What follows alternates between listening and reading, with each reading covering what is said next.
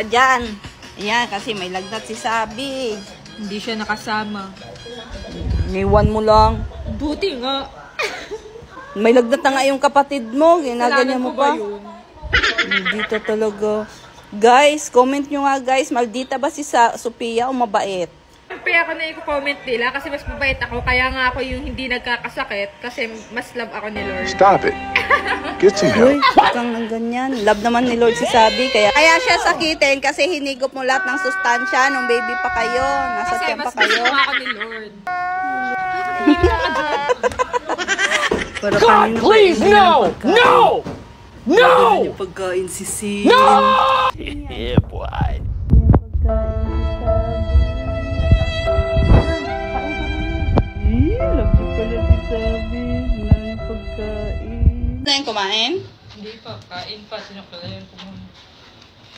Kung video dyan. Ay! Sinusubuan si Sabi. Love niya si Sabi. So, ayun guys. Ang daming parcel. Kaya unboxing na. Ayan, yan. Oy! Kay Sabi to. Kay Sabi yan. Huwag mo yan si I-unbox Sabi. ko lang. Ang ano mo Huwag mo naman. yan kay Sabi yan. Huwag kang umangal dyan. Kay Sabi yan. Hindi man yan sa'yo eh. Nanay lang kita pero ako nagbayad dito. Nanay mo lang ako. Ako umili sa'yo. Kaya makinig ka sa akin. Ano kaya yan? Wow! Uy, kay Sabi yan. Wala. Uy, kay Sabi yan. Akin na yan. Ang ganda. Wala, kay Sabi yan. Uy, aburin mo na naman yan. Saan ko lang? Kay Sabi, ano guys. Kinuha niya yung isa guys. Idalawa lang Hala, ang naligtas ganda. ko. Kay Sabi yan. Balik mo yan. Akin na yan.